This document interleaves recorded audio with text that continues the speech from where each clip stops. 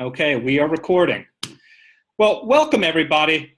We've got a terrific group of advocates, youth, and staff on our Foster Youth in Action webinar today. So I just wanted to say thank you all so much.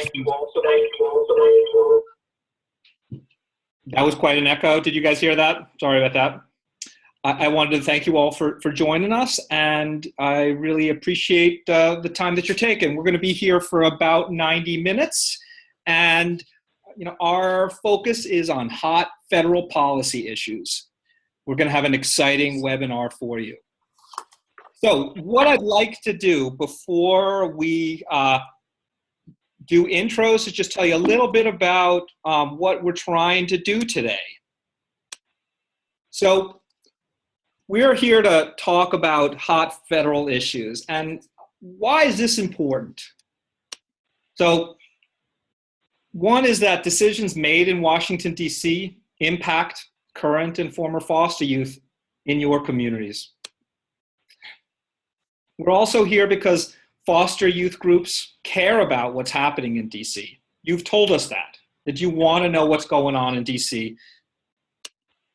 And we know that some big issues have been rising to the top for you all, and we've heard it from you guys either on surveys or in conversations or other places.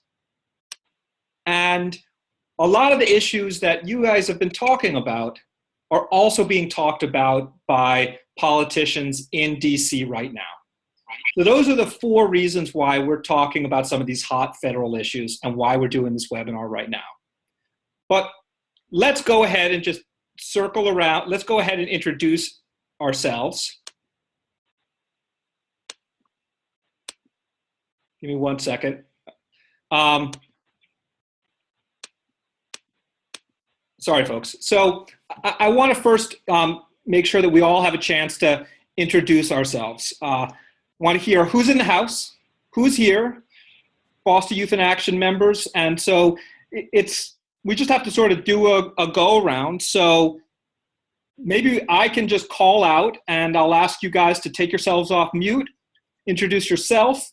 And if you want to say one thing that your group is working on right now, that would be great. And I'm going to start with Jake from AMP. You just had to choose me first. And you're right at the top. You're right at the top, Jake. Well, my name is Jake. I'm with AMP. I'm actually here with my facilitator, Terry Bailey, who's what is your position? I'm the assistant coordinator of the AMP program.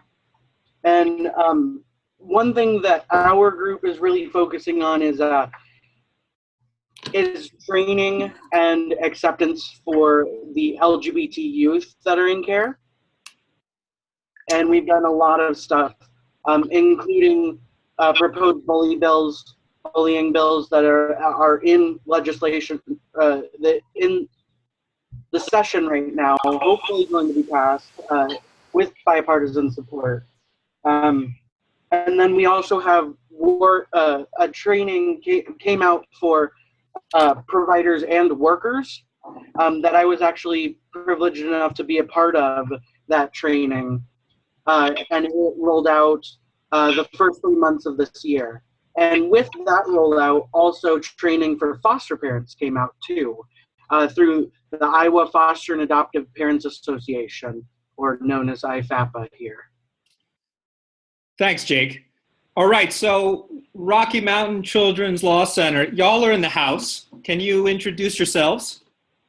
Hi, I'm Colette. I was with you guys at the last FYI conference. And I'm Will. I was at the Oakland conference, and yeah. Currently we're just working on trying to figure out how to start our group and trying to recruit members. Great. Hey, we know that Massachusetts Heroes is in the house. Hi, I'm Destiny, and we're going to start working on our conference in May for, sorry, my neck, for youth, and we're going to bring, I think 70-something youth or something like that. I can't remember. It may be totally wrong, the number. But yeah. And we just finished our wish party for kids through 5 through 12 on Saturday, and it was real fun, and they really enjoyed themselves. Thanks, Destiny. All right. We've got Florida Youth Shine is in the house.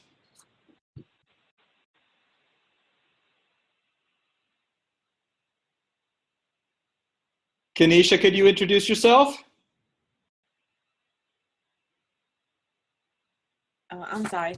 Hi, I'm Kenesha. I'm from Florida with Florida Youth Shine, and we're working on two things right now. We actually just finished our Children's Week where we go to the Capitol and we advocate. So we're advocating for youth getting their records expunged and group homes. All right. Thanks, Kenesha. Thanks, Florida Youth Shine. I think Mockingbird Society, y'all are in the house. We are. Hello. Hi. I'm Erin Shea McCann, and I'm the Public Policy and Communications Manager here at the Mockingbird Society in Seattle, Washington. And I'm Mandy Erweiler. I am a Senior Network Representative here at the Mockingbird Society in Seattle. All right. Welcome. And we also have Sophie, who is an intern. She's not by video, but she's on joining by phone in the office right across from us. So. Right. Sophie, do you want to say a quick hi? I don't think there's a volume issue on her phone. All right. Thank you. All right, Mockingbird, thank you. Yeah, we've got a lot going on up here in Washington, but we had extended foster care just passed the House up here yesterday, so now it goes back to the Senate for concurrence, and that'll be the fifth and final category of youth that'll be eligible for extended foster care in Washington, so we're really excited. All right. Woohoo! All right, CYC is in the house. Can we hear from CYC folks?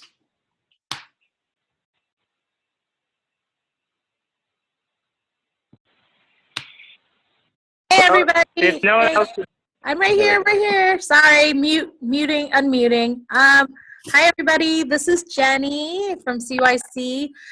We are working on some exciting bills, including parenting and pregnant and foster youth, getting support services for them. We're also advocating for caregiver and foster parent accountability. There's lots of movement around our work, around local control funding formula that's heating up to make sure that educational services are extended to foster youth. I'm super excited. Sean Hughes, our policy director, is going to be presenting today, and I can't wait for this discussion. Thanks. Mute. All right. Do we have anybody else from CYC in the house? Just want to say a quick hi. just me. All right. Let's try that one more time. Sorry, it's hard. It's hard to coordinate. We have Mariah Corder, also from CYC. Hi. How you doing? Thanks for joining. Great. How are you? Hi, this is Vanessa Hernandez. I'm policy coordinator with CYC. Hey, Vanessa. Thanks for joining. All right. Who else is in the house? Let's see. I think we have Hawaii Foster Youth Coalition. I just want to say one thing that we are very excited to welcome a new Foster Youth in Action member. They have been members for exactly 75 minutes. And we're so glad that you all have joined. So real glad to welcome you all. And why don't you guys quickly introduce yourselves?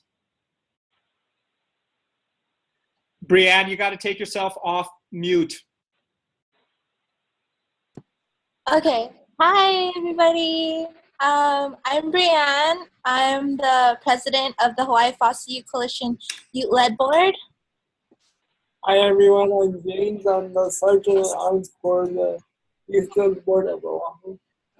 And some of the things that we are currently in the process of working on are the needs for trauma-informed care resources for foster youth, as well as finding out ways where we can create tuition waivers and prevent homelessness foster youth in Hawaii. Great. I think we've got Georgia Empowerment in the house.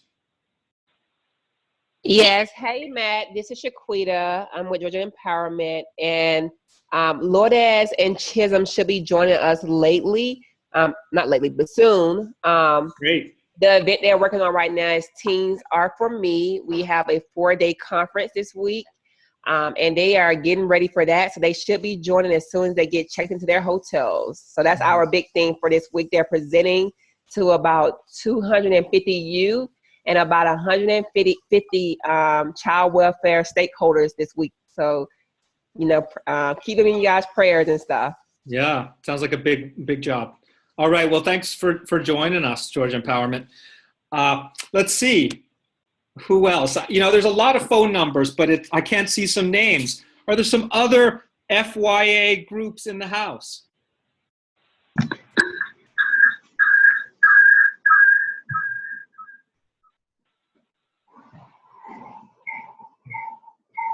Do we have any Oregon Foster Youth Connection groups in the house? Oregon Foster Youth in the house. Oh, someone said so on the message board, the chat room. Yeah, they don't have their video or mic. Okay. But it sounds like we've got some Oregon Foster Youth Connection folks there. That's great. I think this is the group that we're working with right now. There are a couple of other people that are on the call, though. Just want to make sure that everybody else gets a chance to introduce themselves if they can speak. Hey, this is Jayad, trainer with Foster Youth in Action. Hey, Jayad. Hi, this is Bree. I'm the current intern for Foster Youth in Action. Hey, Bree. Anybody else? Okay, well, let's get going. So I want to get us going by introducing Sean Hughes, who's our guest presenter. We're really fortunate to have Sean with us on this webinar. Sean has been doing work in child welfare for many years, and one of the things that he did that I think is really exciting and important for us to know is he had a lot of involvement in the Fostering Connections to Success and Increasing Adoptions Act of 2008, which was helped to extend foster care to 21. He's also worked on Capitol Hill with a number of different advocacy organizations, and now serving as California Youth Connections policy director, and also working with lots of people like Foster Youth in Action to help us learn more about what's going on in Washington, D.C. So, Sean, thanks so much for joining us. If you want to say a few more words, please do. No, well, I mean, I have plenty to say in a bit, but it's great to meet you guys, and I look forward to talking about these priority issues. There's a lot going on. Great. All right. Well, thanks, Sean. All right. So I want to just say a few things about how we're going to talk about things, and just wanting to acknowledge that we're calling these hot federal issues, but these are real life issues for many young people, potentially even young people on this call. So we're trying to really highlight them, but they are meaningful and important, and want to make sure that as we talk about them, that we're paying attention to the issues that may dramatically actually affect young people directly. I also know that there are going to be some places where young people are going to be talking about either their personal stories or their stories of the work they're advocating for. And so just so that we really acknowledge young people who are coming to talk about the stories, that we give them props. We can do snaps or clap, but just to really to find a way to recognize and acknowledge in a verbal way that people are putting themselves out there. And so maybe we can just try that right now. Can everybody snap? Nobody's snapping. I don't hear any snapping. All right, I'm hearing it. All You know, we were right, supposed so to there we go. unmute. There we go. We got the snaps. All right. No idea where the mic is on here. Okay, so let's go over let me go over the three issues that we're going to be talking about today, and that Sean is going to be really breaking down for us. One is housing for youth transitioning from care. Another is group homes and congregate care. And the third is training and incentives for foster parents. These are three issues that are important to young people in foster youth in action groups, and where there are things happening in Washington, D.C. around these issues right now. That's why we're talking about them. So some of us have been doing policy work for a really long time and really get this stuff. And for others, it's really new. And we want to make sure that we can be as inclusive as possible, and that we want to respect where everybody is at. So I want to just take a few moments to go over some basics about child welfare policy. So bear with me for those of you who really know this stuff. The first is that, U.S. Congress, that's the Senate and the House, they passed federal laws that create federal programs and establish funding for the child welfare system in all 50 states. So the U.S. government, where the Congress passes and the president signs laws, helps really shape both the programs and the money that's available for child welfare across the country. Now, the other important piece for folks to know is that there is a federal agency in Washington, D.C. that does a lot of important work around child welfare. It helps states implement the laws that were passed by Congress, but it also gives out the money that Congress has decided to allocate to child welfare programs. So it's really important because that's where the money is coming from directly. But finally, there are state governments, and the states are really important and as you all know, many of you all know, that states often create their own child welfare laws and programs. But they get a lot of money from the federal government to implement programs. However, the states also provide a lot of their own money to child welfare programs. So it's not just money coming from the federal government, but it's also coming from the states. But we know that the money coming from the federal government and the laws that they pass do make a really big difference. So that's just a really basic sort of overview of some of the things that are important to know about as we talk about federal policy. So we're ready to sort of get into our first issue. And this is the one that I've heard from lots of young people recently is so important, and that's housing for youth transitioning from care. And just so we're on the same page about some information about what's going on for young people around housing, here's some facts. 30,000 young people are aging out of care each year in the United States. 40% of former foster youth report at least one experience of homelessness by age 26. So homelessness is a real issue, as all of you know, for young people who are transitioning from care. There are lots of different federal, state, and local housing programs for former foster youth, but there's not enough housing. So we're going to talk about what's going on at the federal level. But before we do that, some of you have been really thinking about or dealing with this issue of housing for former foster youth.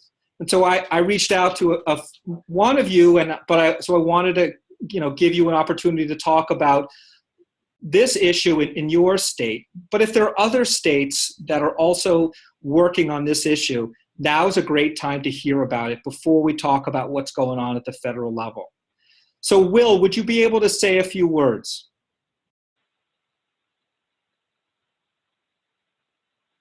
Yeah, so one thing, you want me to explain like my situation or just like what's going on in Colorado?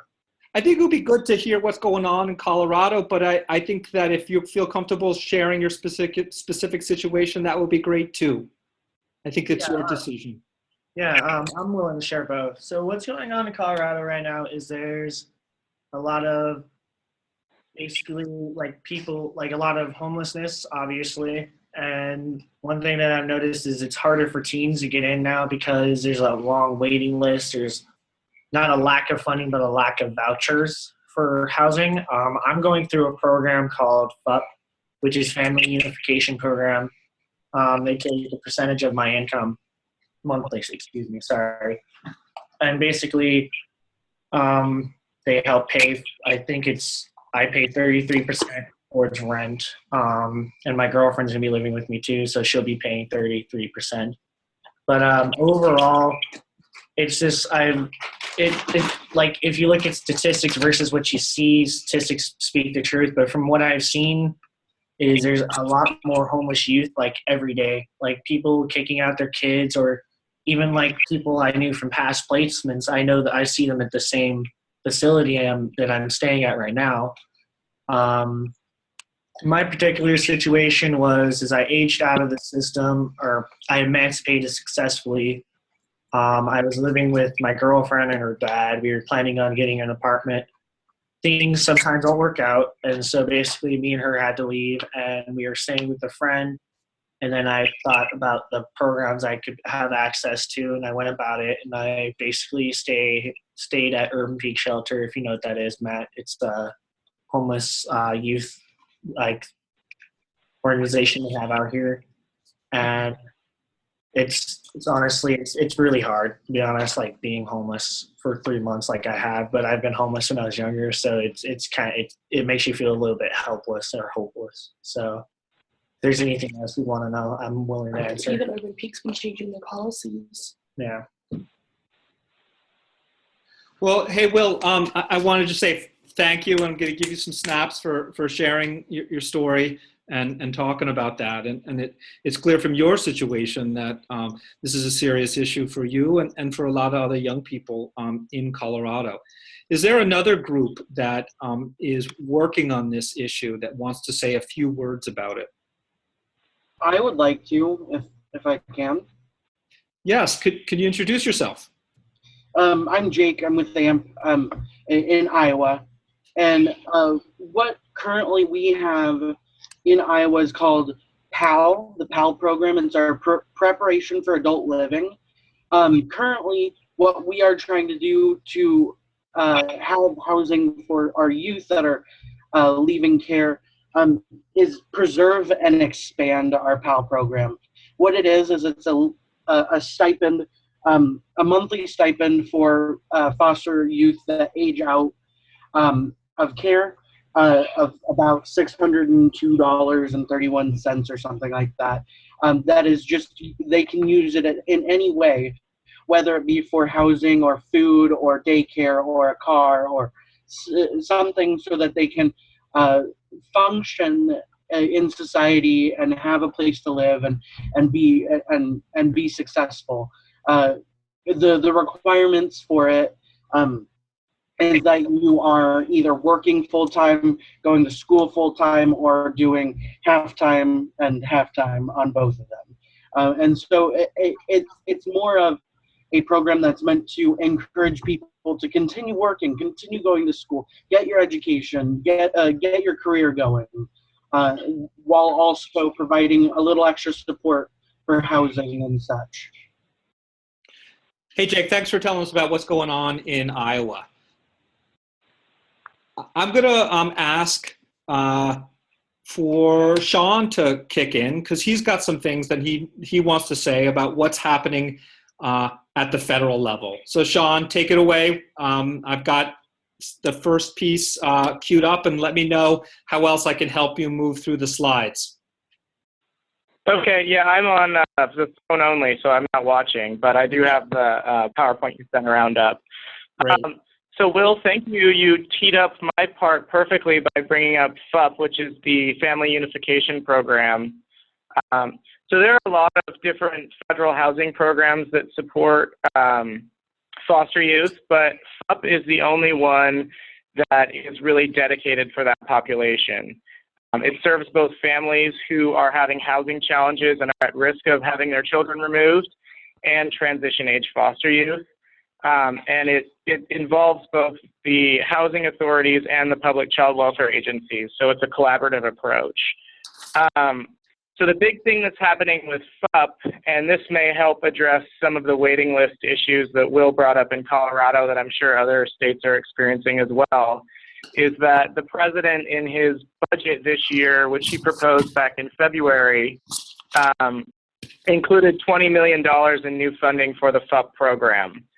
The Obama administration estimates that $20 million would fund 2,500 new housing vouchers across the country. That doesn't meet up with demand. That probably does not fully address waiting lists and all of that. As we saw a couple slides ago, 30,000 youth are transitioning every year. But it does help at least a little bit. And given the budget situation at the federal level, any new money, I think, would be a win. So that's the president's big proposal on this issue. The president's budget is not binding. It's just basically a suggestion. And Congress is the one, as we heard earlier, who has to write the budget. And they're just sort of beginning that process. So a lot of us are going to be doing advocacy around the president's proposal to try to get Congress to fund it. $20 million is a very small amount for federal programs. 2,500 new vouchers is a big deal, obviously, for this population. The other thing that the president proposed to do with the FUP program is allow transition age youth who are participating in it and receiving vouchers to receive them for up to 60 months or 5 years. Right now, they're time limited at 18 months, and this would allow them to receive those for up to 5 years. It would give youth more time to transition to full independence before those vouchers expired. So those are the two big things the president proposed with respect to transition age youth housing, and I think they're both positive. And Congress will be debating them, in the next few months for sure, and probably through the fall. And I'm happy to answer any questions. I know we're going to be bouncing off to another topic after this, and I don't know if you want to do questions at the end or on each topic or what. I'll defer to you, Matt. Yeah, Sean, I think now is a good time for questions. And then after that, we'll ask you for your thought about what Foster Youth in Action could do. But I would love here's the opportunity for people to ask questions or give comments about this particular thing. And Will, it looks like you were raising your hands. I see Jake with his hand up. Folks, just go ahead and sort of put it out there, because it's hard for me to see everybody's hand because I can only see 4 faces at once. So Will, why don't we start with you? Yeah. So I was going to ask, so I have my FUP voucher already, and I was wondering if that were to go in effect while I had the voucher, would it extend it or probably not? I was just wondering. No, it should. It depends. It depends how it's implemented by Congress if they do extend it, but it should apply to current voucher holders. Yes.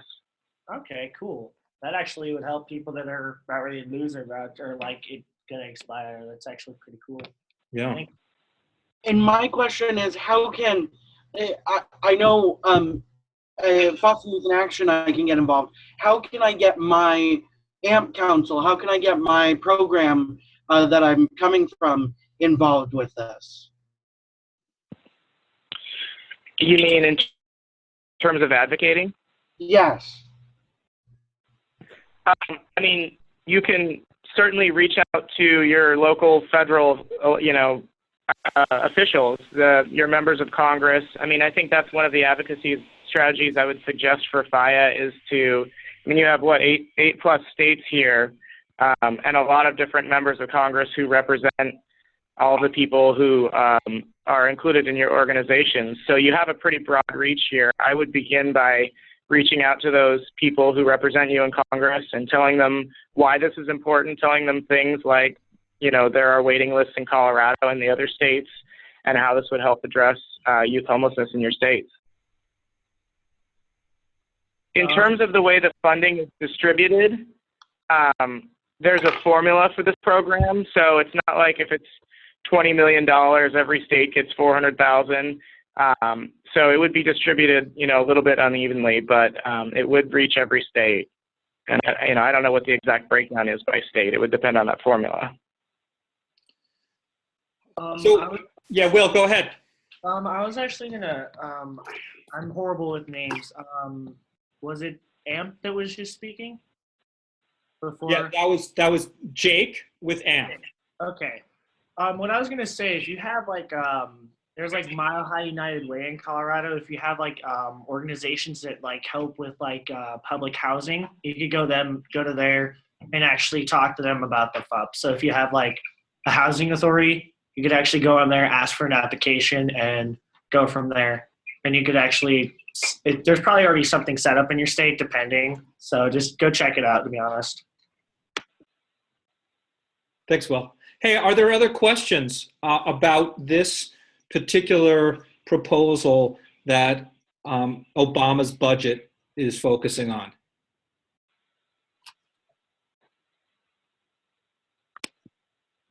So, Matt, one other thing that I would add in terms of suggestions I would have for FIA is that the Congressional Foster Care Caucus every year does a listening tour, and they go to typically 4 states across the country, and each event is centered around a theme.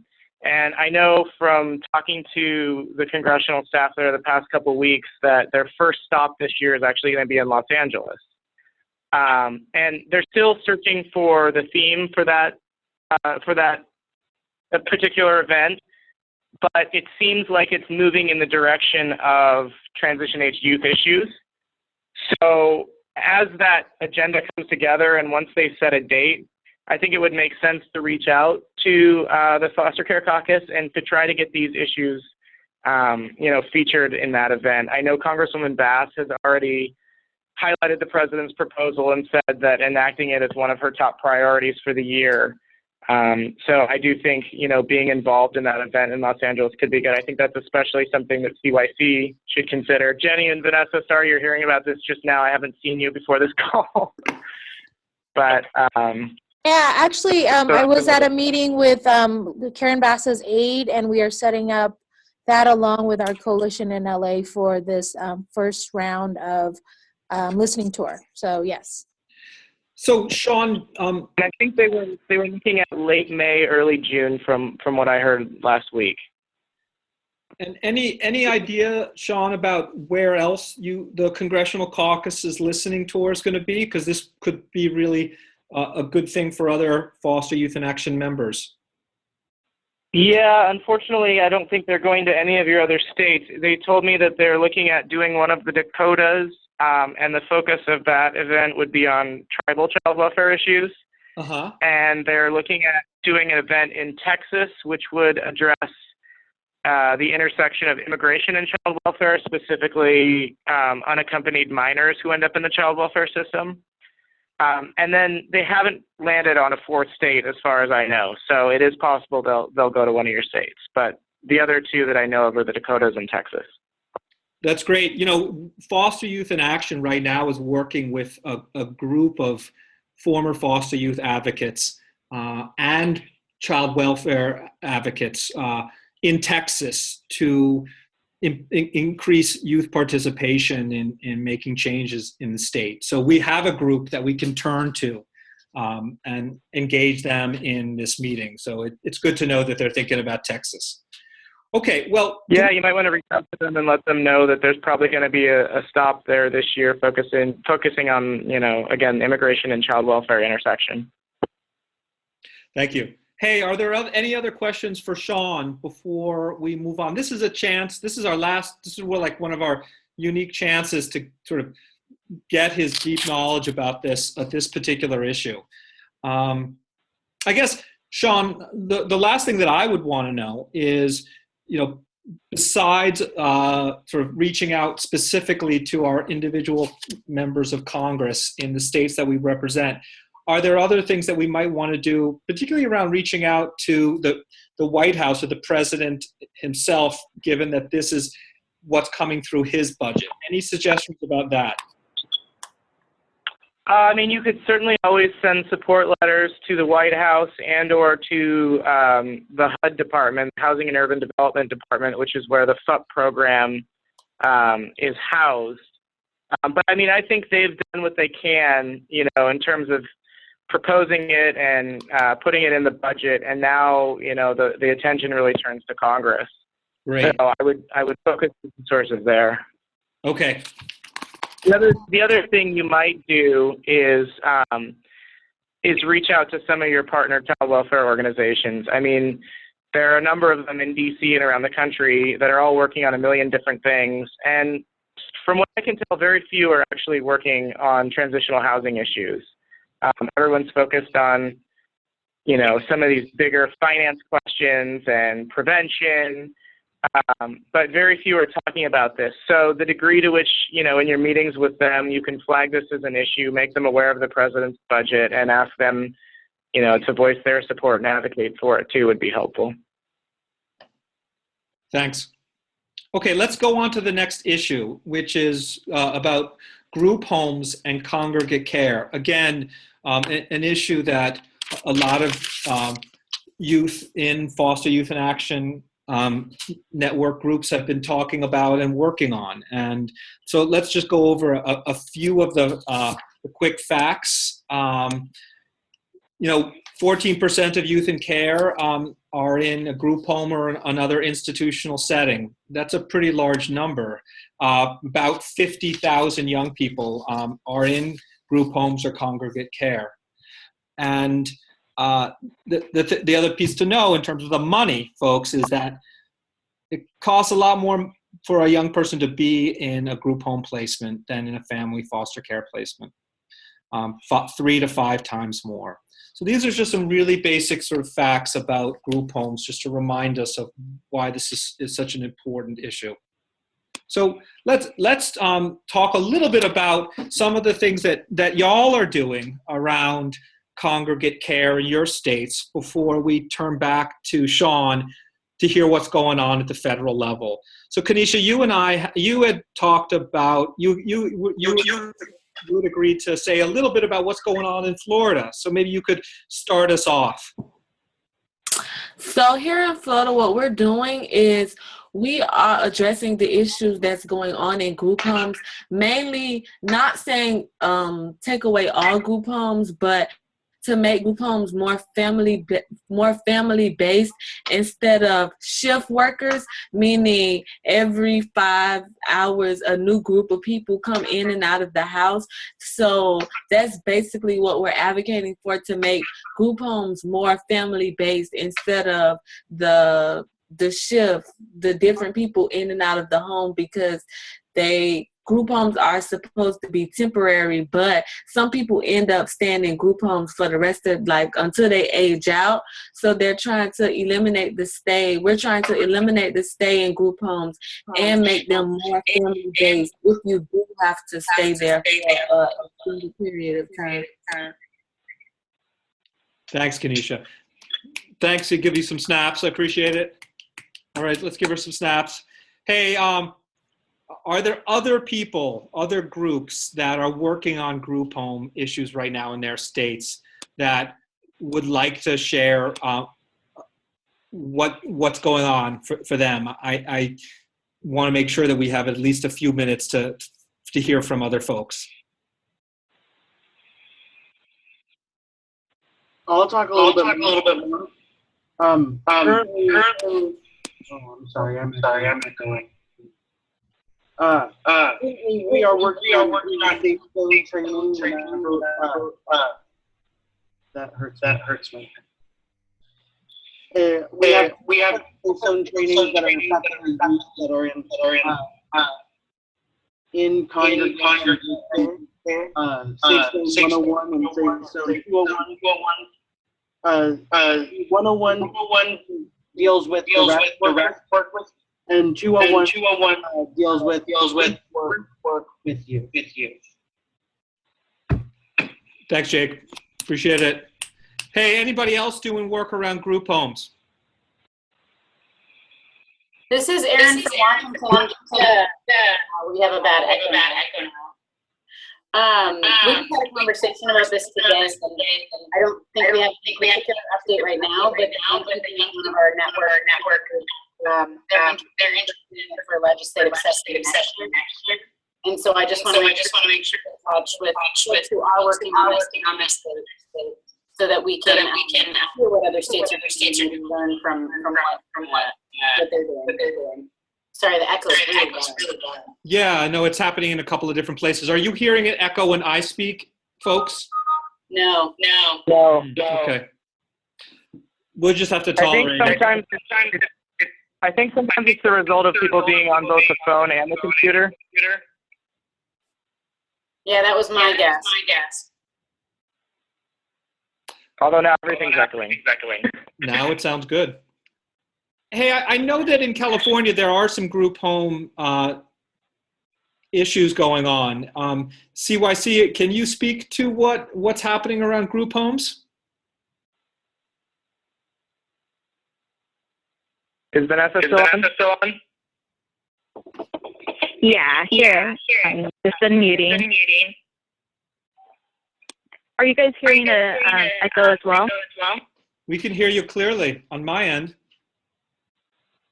Okay, well, I'll just listen to myself echo then. Okay. Hey, Matt, you need to mute yourself.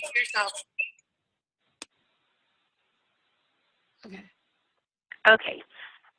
Yeah, that's works really well. So in California, there is this huge group home reform effort that's been going on for the past 2 years. And it was originally a piece of legislation that told social services to reform the group home system completely. And it's been branded as the Continuum of Care Reform, so it's CCR. And so the reason why it's called the continuum is because if we get rid of group homes or change how the group home system is set up, these young people need somewhere to live. So it needs to look at the function of FFAs, which are foster family agencies, as well as county homes. So they're calling it the Continuum of Care Reform, and it's been going on for the past 2 years. And CYC members have been really active in sharing their personal experiences in group care and really messaging around this idea of no matter where a young person is placed within the foster care system, they should receive the supportive services they need to be successful. So it doesn't make sense if I'm with my auntie and I get a different set of services than my brother who's placed in a group home, right? So this reform has been happening for 2 years. It's now moving legislatively. So it's a huge package with lots of different components. Another thing that CYC members were really advocating for was the quality and the education levels of group home staff. So in California, the group home staff qualifications, technically you only needed to be 18 with a high school diploma, and our members felt that people needed to be more qualified with trauma-informed training behind them to be effective group home staff. And so the job requirements and the age requirements were something that our members were really paying attention to. Another hot topic under this umbrella is the use of psychotropic medication. So we're looking at different data sets, and it's we know anecdotally that youth placed in group homes are more likely to be placed on psychotropic medication. So we're looking at the correlation and how can we move forward and make sure that because you're placed in a specific level does not mean you'll automatically be medicated. So that is moving legislatively. We'll see where that ends up. We're definitely active in the process, and we'll see where it ends up. Thank you, Vanessa. So I want to make sure we've got time to hear what's happening in Washington, D.C. So Sean, I'm going to turn back to you, and we can start by talking about what's happening in Congress. Sure. So a lot, actually. So I think we need to mute it. Okay, good. So I think this is one of the hotter issues right now in Congress. The conversation is being driven by the idea in D.C. that in states across the country, kids are being placed in group homes unnecessarily. And so that's really motivating the federal government to enact some reforms. So everyone sort of agrees with that. But then there's two main different approaches that are being taken, and I'll try to describe them to you real quickly. The Senate has their idea, and so that's coming from Senator Hatch, who's from Utah. He's the chairman of the Senate Finance Committee, and he actually introduced this legislation last year and tried to attach it to the sex trafficking legislation that went through and was unsuccessful, but he's going to be reintroducing it again this year. So Hatch's idea is that the federal government should create incentives for the states to keep kids out of congregate care by cutting off federal funds. So his bill would basically, right now, the federal government pays for usually at least 50% of the cost of care when kids are in congregate care for as long as they're going to be there. His proposal would cut off funding for kids who are under age 13 who are placed in group homes after 15 days. And for kids who are age 13 and older, it would cut off funding after 1 year. So that's Hatch's approach. It's very punitive. He thinks that, his staff basically believes there's no reason that a child under age 13 should ever be in a group home more than 15 days, and that a youth over 13 should ever need to be in longer than a year.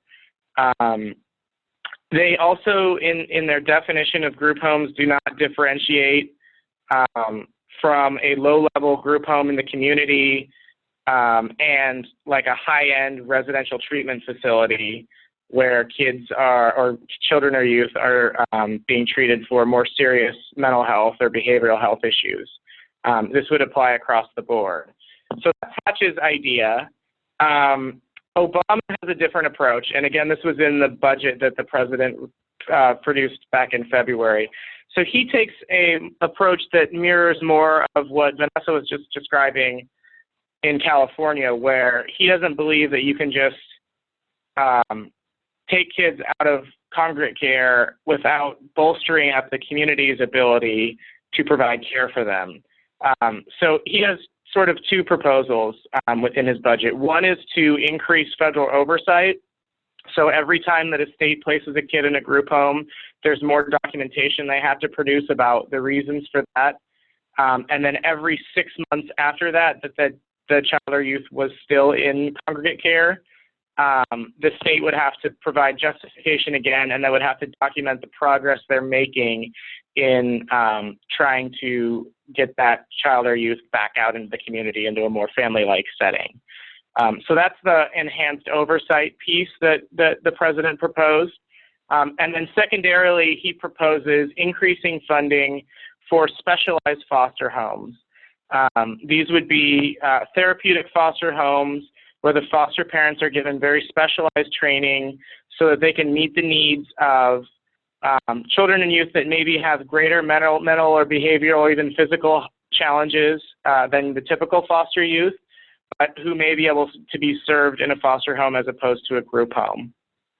So his approach is, as Vanessa talked about a little bit, it's a continuum. He thinks you need to boost up the community's ability to take kids who are in group homes before just cutting off funds. So those are the two approaches that are being debated. I think that there will be a hearing in Congress in the next couple months and probably legislation shortly thereafter. I know the Senate will be putting together a bill. So I know that's a little complicated. I'm happy to field any questions on that. Thanks, Sean. So folks, here's our chance. What questions or comments do we have right now about what's happening at the federal level?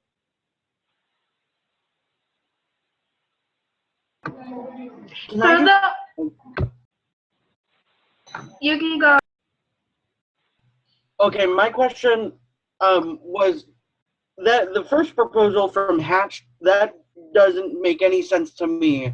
And I wanted to know if that made any sense to you, Mr. Hughes. I was trying to be apolitical here.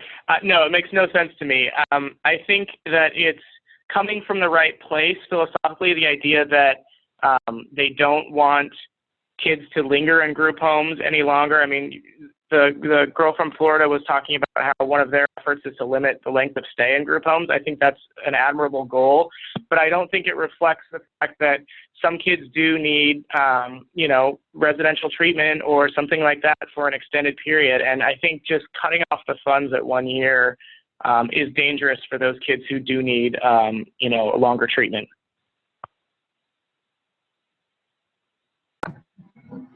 Hey, Destiny, were you going to comment? Okay, go ahead. Go ahead. The Obama's first idea, I think, can also be a little dangerous at the same time. I could be, this might not be understandable if I'm saying this. Like, you know how they're doing the 6 months thing? What happens if a DCF worker doesn't want to do the thing and just like, oh, let's just get this person out of there. They're not taking the time to pick a stable place for the foster kid. They just want to rush the kid out of the program because it's been 6 months versus then another 6 months. So that's actually can be a little dangerous for the kid at the same time. I don't know if that makes sense. I think that's a very good point. Yeah, I think that's a very good point. I mean, I think the problem with whether it's 1 year or 6 months, they're sort of numbers that make sense maybe to people in DC, but aren't reflective of kind of the diverse needs of children and youth in care. It's really hard to take a one-size-fits-all approach to the child welfare system. There are kids who have a broad range of needs and who can be served in a broad range of placements. So I think your concern's justified. Hi, this is Shaquita from Georgia, and I just have a question about, for us who are not up in DC right now, and the senator or whoever it is, or senators proposing a bill that's not really reflective of a lot of our opinions. What would you think, or what would you propose as our way of making sure that, they propose a really good bill with some great thoughts behind it? And so I have a two-pronged question or comment. Foster youth having the foster youth are going to be there for Shadow Day. Is this going to be an opportunity for them to maybe talk about some of these federal policy hot topics, to put some, ideas into the senator's into their hands and things, or get them stories? So I guess what would be the best strategy for us who won't be in DC this summer, and also for those who may be coming to DC soon? I think that's a great idea to prepare the youth who will be going to DC for Shadow Day to speak on these issues. I think one of the major problems with the federal debate around congregate care reform is that there has been a real lack of authentic youth voice in the process. Very few foster youth have actually gone to DC and talked specifically about their experiences in congregate care. And the ones who have typically been hand-selected and frankly tokenized because they had particularly bad experiences. And so I think there's this idea, because people in DC are hearing only the terrible things, that they need to do what they can to get rid of group homes as fast as possible, rather than understanding that, yes, we do need to make sure that children and youth aren't being unnecessarily placed there, but we also have to protect the role that they play within the continuum, especially as a short-term stabilizing treatment. So I think that's smart. In terms of those of you who are not in DC, I think, again, as I mentioned with the Obama housing proposal, I think reaching out to your members of Congress is important, and giving them, your perspective on what should happen. Both, I would give your perspective on, the proposals that are out there, both the Hatch and the Obama proposals, and I'm happy to put together more detail for people if they want. But also to talk about, what you've done in your state that has worked, and what you think the federal government should be doing, because I just don't think they're actually hearing that from the ground level, and so they're making it up as they go, so to speak. Yes, please send it. I don't know. in Massachusetts, the last I known from the last program I've been to, they don't have that program anymore. But you needed to sometimes it depended. It either was a 40. This is in Massachusetts. It's either a 45-day stay, but sometimes they said that you would be there for 45 days for like a test day for you to do some testing, but then it would turn into like 5 months, because that's what happened to me. Like I was there for 5 months after the 45 period happened for me, 45-day period, and it just they said 45 days, and then it just turned into like I think 5-6 months. So like it's like sorry, I'm confusing myself a little bit. Like the 13 thingy, the 13-day thing, it's not guaranteed. Really, you can't find a home 13 days most of the time, especially in Massachusetts. It's kind of not always possible, especially with how many foster kids there is. So. Right. Yeah, I think that's an important perspective. I mean, again, this is the problem with having a one-size-fits-all approach and just picking a number or an amount of months or days or years, is that it doesn't always work on the ground level. I do think, though, one of the motivations is, if you didn't need to be there for 5 months, you shouldn't have been, and that's a failure of the system in Massachusetts. And so one of the goals here from the federal government is to force states to do a better job, to not allow children and youth to linger in congregate care if they don't need to be there. It's not an ideal setting for most kids. It's not, it's not a family. It's not a family-like sitting. It's not a home. It's very structured. That's good for some kids at some points in their lives, but I do think that they do need to do something to make sure that states aren't just housing kids there because they're lazy or because they aren't doing a good job recruiting foster parents, et cetera. But I also don't think the answer is to just cut off the money, because then you're compromising the quality of care that kids who do need those services for longer are receiving. Is there another question or comment around this piece before we just make sure that we get one last recommendation from Sean about what Foster Youth in Action could do? Any final comments or questions?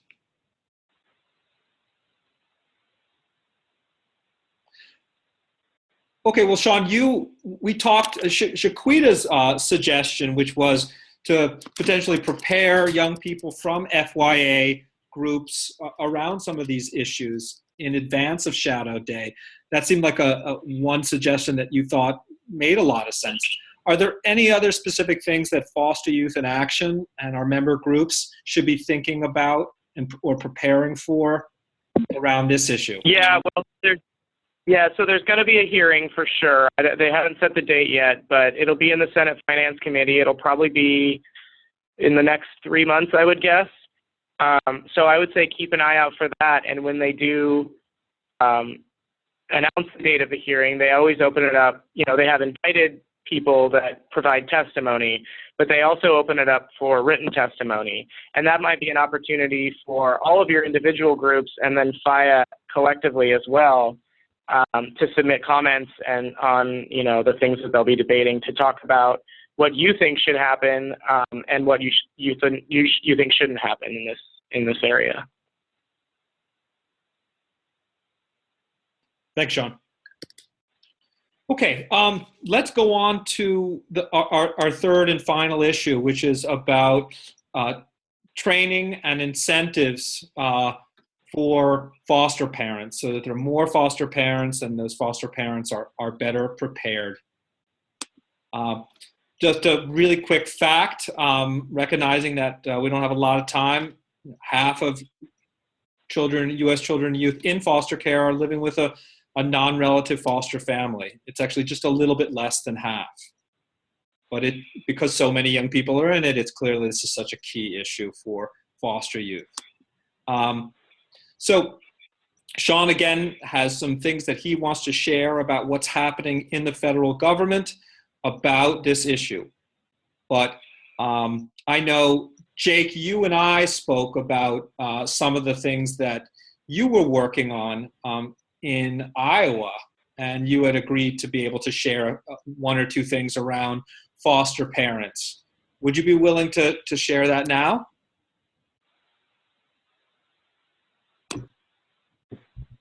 Yeah, what we are doing here in Iowa is in regards to training and incentivizing for foster parents is mostly around training.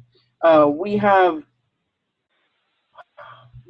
this training going around for providers and for workers, and then for foster parents about our LGBTQ kids that are in the foster care system that are a very high population in the foster care system. I was personally involved with the training for workers and providers. Sadly, I wasn't asked to be a part of the training for foster parents, but I do know that it was being rolled out at the same time as early this year by the Iowa Foster and Adoptive Parents Association, which I currently sit on the board of directors of. And it was, Terry just informed me that LGBT training also was has been added as a part of our PS MAP, which is our foster parent training portion, pre-service training for foster parents. Thanks, Jake. Are there any other groups or individuals on the call that are working on legislation or want to propose policies at the state level focusing on training or incentives for foster parents? Yeah. Oh. Go ahead. I'm sorry, could you ask your question again? I'm just asking about what other youth groups are working on in this area. Kanisha, is Florida Youth Shine doing anything in this area? Last year, we focused on non-relative placements, and basically what we were asking for was giving youth who are in non-relative placements and relative placements the same benefits in care, youth that are actually in foster care, in a foster care placement, the same benefits, because at the end of the road, we all experience the same issues. So you have some relatives who put youth out at 18, or they don't feel like they're responsible for them because they're not their actual child. So basically just the goal was to get youth the same benefits as the youth who age out of foster care, and we actually did that. And also giving non-relative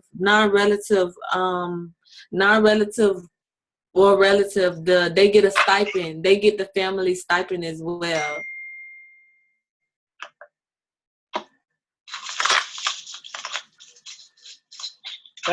Thanks for sharing that, Kanisha. I appreciate it. It looks like there's somebody else who wanted to add. Yeah, this is Mandy from Mockingbird in Washington. And so our chapters at our last Foster Youth and Alumni Leadership Summit back in July, 2 chapters actually wanted to talk about foster parent training. And so we have been working with Children's Administration here to help increase cultural competency trainings and other trainings that are available to foster youth through the Alliance for Child Welfare Excellence, who does all of the foster parent and social worker training. And so the chapters have been working to increase those and have more youth involved in the actual trainings so that the foster parents and social workers can hear from the youth who have been in foster care. So I don't have a bunch of detailed information about it right now, but I'm sure I can get it. Well, I think we'll want to reach out to y'all to grab that. It sounds like this is an important issue for a lot of different groups. Just in the interest of time, I really appreciate everybody sharing about what they're working on or what they did work on in this area. But I want to ask Sean now to talk a little bit about what's happening in DC in this issue. Sure. So of these three issues, this is the one that's being discussed the least in DC. Although there's three things I want to mention. One I just mentioned in the context of congregate care is President Obama did in his budget propose significant new money to increase the number of specialized foster care homes across the country. Again, this would be providing specialized training to foster parents to provide care to children and youth with greater needs, whether they're mental, behavioral, or physical. And at the same time, providing higher salaries and stipends to those foster parents and providing them with better social work support. And again, this is the idea that some of those kids who are currently in group care can be served in these specialized foster homes in a less restrictive, more family-like setting. So that's the first thing. The second is a bill that was introduced by Congressman Langevin, who's in Rhode Island. And his bill is a little complicated, but basically it would continue. So when foster parents are caring for a foster child who is then moved to group care or residential treatment, under current law, the foster parent's benefits and that foster care payment is terminated and is moved over to the group home. His proposal would allow, I think it's for up to 6 months, for the foster parent to continue receiving that benefit so long as they stayed engaged with the youth who had been moved to group care and was involved in their transition back into the community. And the idea here is to reduce the number of placement changes that youth experience, to build a little bit more continuity and permanency into a youth experience in foster care so that they have the same foster parent before and after group care and aren't just moved around again. So that's the second thing. And then the third thing is the House Ways and Means Committee is interested in improving what they call the foster care or the foster parent pipeline in the country. They're worried about the quality of foster parents. They're worried about ways to recruit better foster parents and to retain foster parents. So many foster parents try it for a few years and then walk away from it. And so they want to do a better job of not only bringing new foster parents into the system, but also keeping the ones who are in the system involved. And so they don't have legislation yet, but my understanding is they're looking at possibly doing a hearing in the next year or so on this issue. And then they would be looking to the states to find out what approaches the states have taken to increase the quality of their foster parents. I know in California, the counties are requesting a lot of new money. They received some last year. They're requesting more this year for their models for foster parent recruitment and retention. I'm sure other states are doing this too. So that's just another thing to keep an eye on, is that the committee may be doing a hearing sometime in the next year or so. Any questions about any of those three things?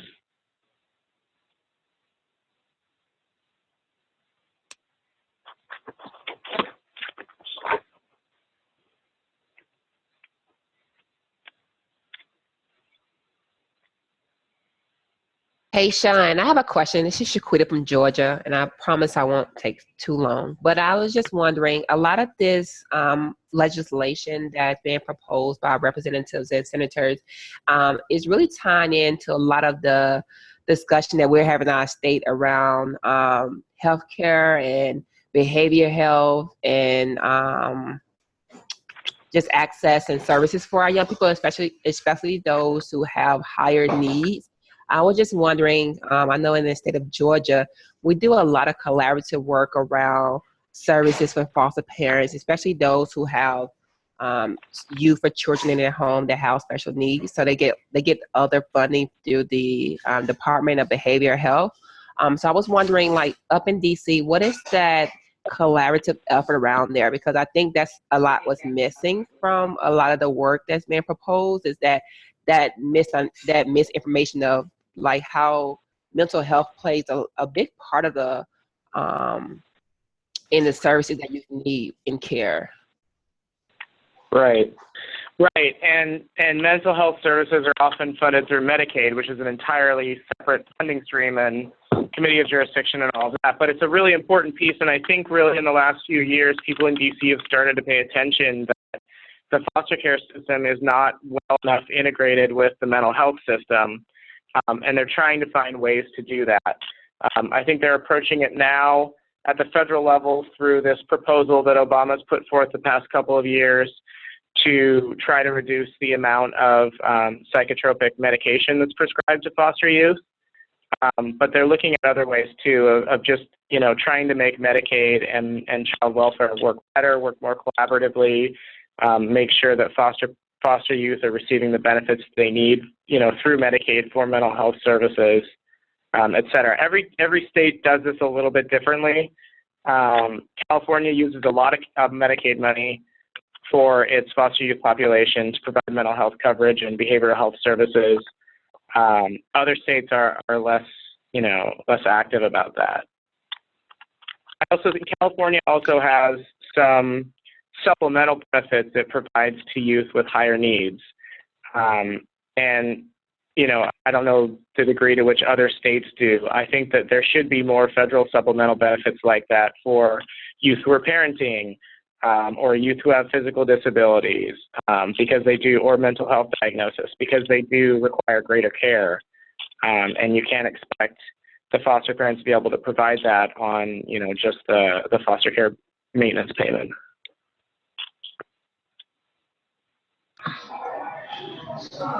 You guys might take this the wrong way, but why does it always have to do with the money? What I mean by that is, like they are worried about money and bringing. Yes, you can be worried about money and stuff like that, and have extra money for certain foster parents doing certain jobs. But how about how about you try to work on also also do training to make sure that a foster parent doesn't put their hands on a foster kid. Yeah, I think that's a really good point. I think that part of the reason you hear most of the proposals from the federal government centered around money is because the federal government doesn't run the child welfare system. States, and in some states even counties, actually run their own systems. And so the federal government requires them to meet certain standards and gives them money to do certain things. But, the states really have a lot of leeway in how they run their own systems. So the federal government can only do so much in terms of, how they implement practice and practice level, reforms. So I think that the federal government, because they're not actually administering the system, tends to use money to try to incentivize states or to try to encourage them to do certain things that they don't think the states are doing well, whether it's congregate care or foster parent recruitment or whatever. So I think that's why that's sort of, at least from the federal government, that's their hook. That's the way that they can, change state behavior.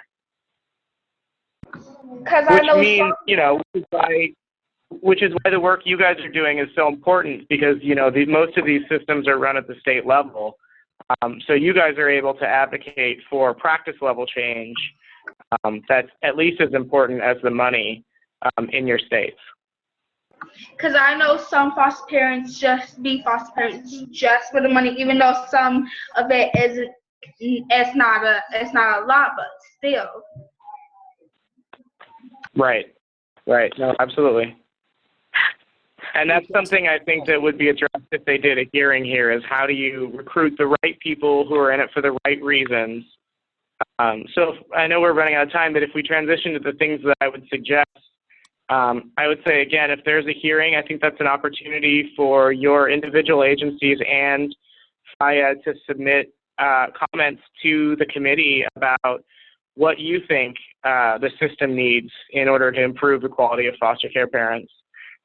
I also think one interesting thing might be for you guys to do, and some of you may have already done this with your membership, but to do surveys and to try to, get to the bottom of what do youth really think makes a successful foster parent. What it is it that they need in order to receive the care that they need from a foster parent. What are those qualities that systems should be looking for when they're recruiting people? I think that would be really informative for people in Congress. Right, and this is Vanessa with CYC, and I wanted to share a little bit of what we've been doing. We're working to kind of create this platform of what is a quality foster parent. So Destiny, I really appreciated your remarks that some CYC members have also shared that some people are in it for the money, and how do we find that out? So really defining what is a good foster parent. And so dialing into your membership, a good foster parent cares for me. Well, what does that look like? What are the behaviors and the actions that this foster parent does?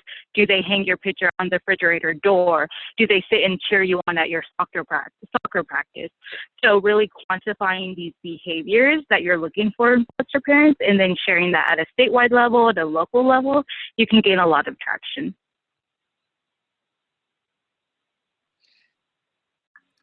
All right, well, thank you all for adding some of those really important comments. Sean, thanks for the specific recommendations about how Foster Youth in Action or individual groups could take action around this issue.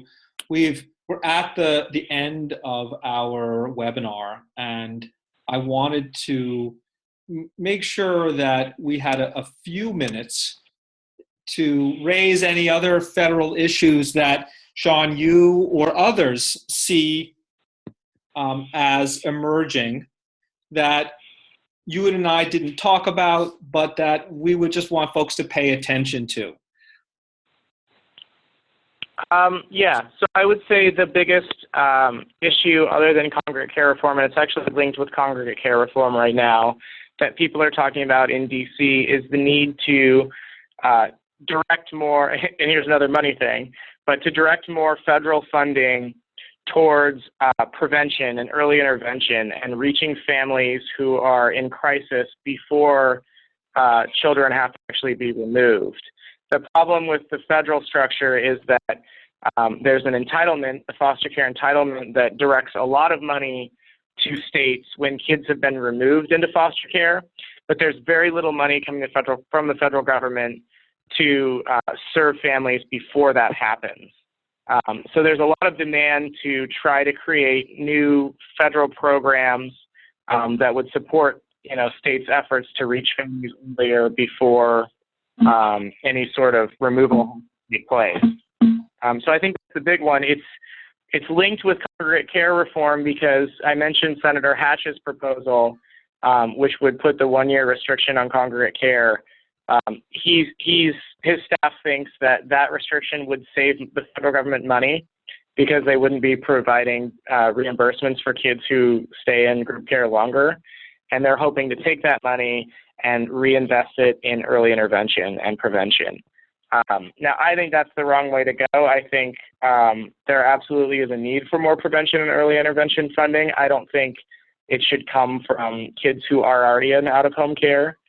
And then the other thing that I would flag is that there's some talk in DC about putting those same sort of time limits that I was talking about with congregate care on foster care itself, which I think would be even stupider than putting them on congregate care.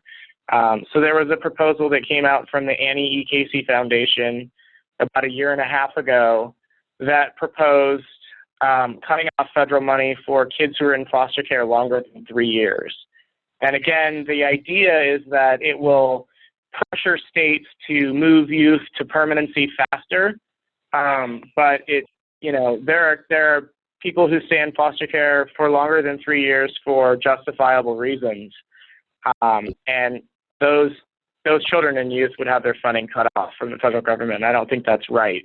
It would also undo extended foster care, because most youth who are, who otherwise would emancipate at 18 and are going to stay into 21 would have already timed out and would no longer be eligible for federal extended foster care.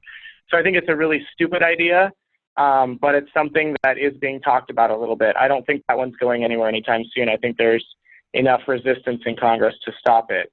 But I would say those are the two things that you should keep an eye on. What is that proposal called, Sean? What is what called? What is that proposal called from NEKC? Because I work with When Child Welfare Works.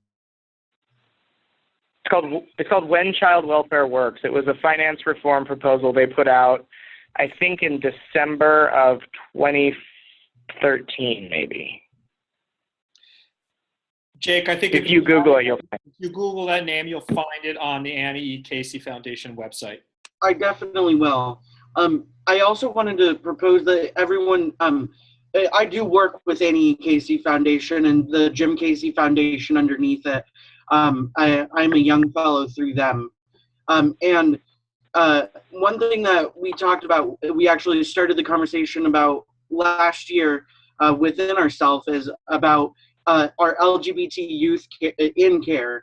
And we found that on average, the population in general is about 4 to 7% of people identify as LGBTQ, and that our representation in the child welfare system is between 17 and 27% of the total child welfare system.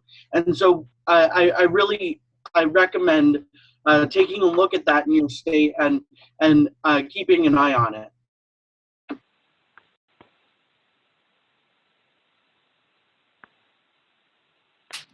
Thanks, Jake. We've gotten a lot of really important ideas, and we've heard a lot of really critical issues and recommendations.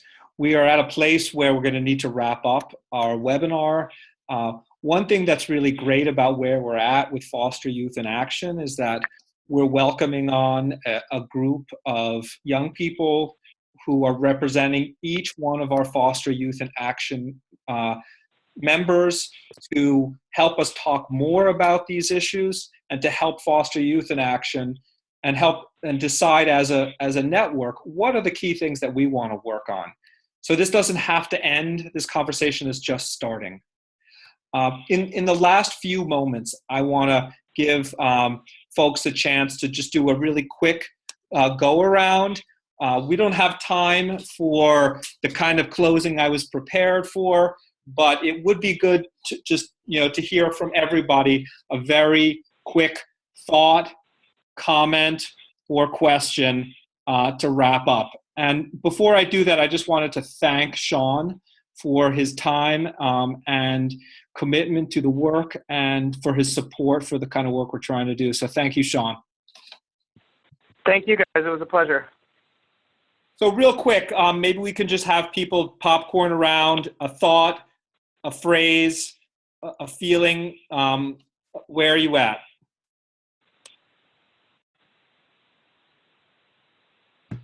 Move forward. Move forward. I think it's really important that we're working on this. I just want to mention as well that with my own experience with foster care, in Colorado, I don't know if it's different in other states, but foster parents get paid a different rate depending on how severe they deem you mentally ill and if you're on medications. And because of that, I know personally I've been almost put on medication when not need be. I agree. Totally. Thanks, Colette.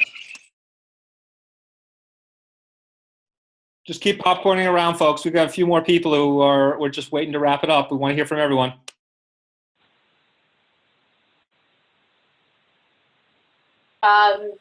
So I think this is really great for us to be looking at, and from from these topics, I see work that we could potentially be doing, of course, if it were clear with everybody else here.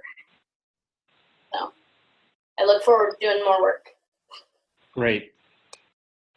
I want to help. Thanks, Destiny.